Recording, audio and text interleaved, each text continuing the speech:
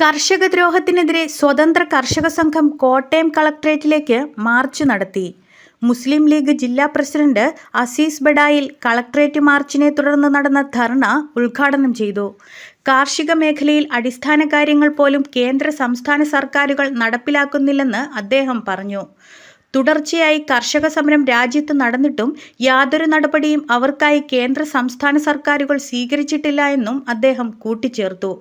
സ്വതന്ത്ര കർഷക സംഘം ജില്ലാ പ്രസിഡന്റ് PK അബ്ദുൽ സലാം അധ്യക്ഷത വഹിച്ചു.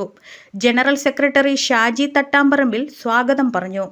മുസ്ലിം ലീഗ് ജില്ലാ ജനറൽ സെക്രട്ടറി റഫീഖ് മണിമല മുഖ്യ പ്രഭാഷണം നടത്തി. 10 ഇന ആവശ്യങ്ങൾ അടങ്ങിയ നിവേദനം സംസ്ഥാന വൈസ് പ്രസിഡന്റ് PP മുഹമ്മദ് കുട്ടി അവതരിപ്പിച്ചു. നേതാക്കളായ VS അജ്മൽ ഖാൻ, അസീസ് കുമാരനെല്ലൂർ എന്നിവർ സംസാരിച്ചു. രൂപയാണ്. എങ്ങനെ ഒരു കർഷകൻ ഈ കാർഷിക വൃത്തിയുമായിട്ട് മുന്നോട്ട് പോകും?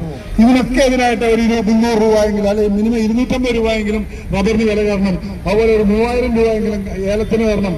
800 രൂപയെങ്കിലും പിന്നെ കുരുമുളകിന് കിട്ടണം. ഇങ്ങനെ അടിസ്ഥാനപരമായിട്ടുള്ള കാര്യങ്ങൾ പോലും ചെയ്യാതെ വെറുതെ മറ്റുള്ള അഴിമതികൾ കാണിച്ചും അതിൽ സ്വന്തക്കാരെ പുറകിൽ കൂടെ അപ്പോയിന്റ് ചെയ്തൊക്കെ ഗവൺമെന്റ് അവരുടെ കാര്യങ്ങൾ മാത്രം നോക്കുക. കർഷകർക്ക് യാതൊരു വിലയുമില്ലാത്ത ഈ നാട്ടിൽ ഇവിടെ പണ്ടേ പറയാം ജയ് ജവാൻ ജയ് കിസാൻ എന്നും പറഞ്ഞുകൊണ്ടാണ് ഇന്ത്യ മഹാരാജ്യം പോയിക്കൊണ്ടിരുന്നത്. ഇവിടെ കിസാൻ ഇല്ലെങ്കിൽ ഈ രാജ്യമില്ല എന്നുള്ള കാര്യം നമ്മൾ എല്ലാവരും ഓർക്കണം.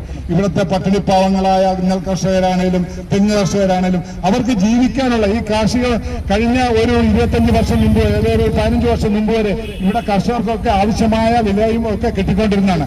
ഇന്ന് ആ വില ഉണ്ടെങ്കിൽ പോലും ജീവിത ചെലവ് ഉയരുന്നതനുസരിച്ച് കാർഷിക വിളകൾക്ക് വില കൂടുന്നില്ല എന്നുള്ളതാണ്. അതുപോലെ പുതിയ പുതിയ ഓരോ നിയമങ്ങളും ഇപ്പം ഞങ്ങളുടെ നാട്ടിലൊക്കെ തന്നെയാണെങ്കിലും കാർഷിക വിളകൾക്ക് ഇടയിൽ ഫ്രൂട്ട്സ് കൃഷി ചെയ്യാം എന്നുള്ള ചെയ്തുകൊണ്ടിരിക്കുകയാണല്ലോ. പക്ഷെ നിയമപരമായിട്ട് അതിന് ഒരുപാട് തടസ്സങ്ങളുണ്ട്.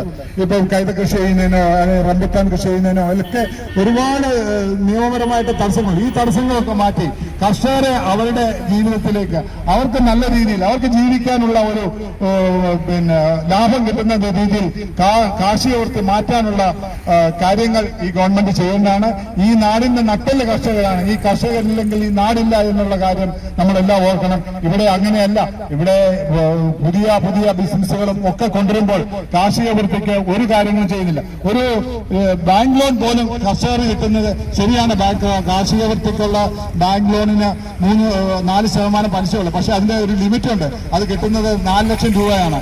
അതേസമയം ഒരു ബിസിനസ് ചെയ്യുവാണെങ്കിൽ അവന് 100 കോടി രൂപ വരെ 6%, 7% പലിശയ്ക്ക് കൊടുക്കും. പക്ഷെ ഇതാണ് ഇങ്ങനെ കർഷകരെ എല്ലാ തരത്തിലും നട്ടം തിരിക്കുന്ന, എല്ലാ തരത്തിലും ബുദ്ധിമുട്ടിക്കുന്ന ഒരു കേരളത്തിലും നമ്മൾ കണ്ടതാണ്. ഡൽഹിയിലൊക്കെ സമരം ഒരു 6 മാസം വരെ സമരം ചെയ്തിട്ട് പോലും അതിനെപ്പറ്റി ഒന്നും ചെയ്യാനായിട്ട് ഈ കേന്ദ്ര ഗവൺമെന്റ് പോലും തയ്യാറായില്ല. അതേ സെയിം സ്ഥിതിയാണ് നമ്മുടെ കേരളത്തിലെ കർഷകരെ മുന്നോട്ട് കൊണ്ടുവരുന്ന ഈ ഗവൺമെന്റിന്റെ ഇവിടുത്തെ ജനതയുടെ ആവശ്യമാണ്.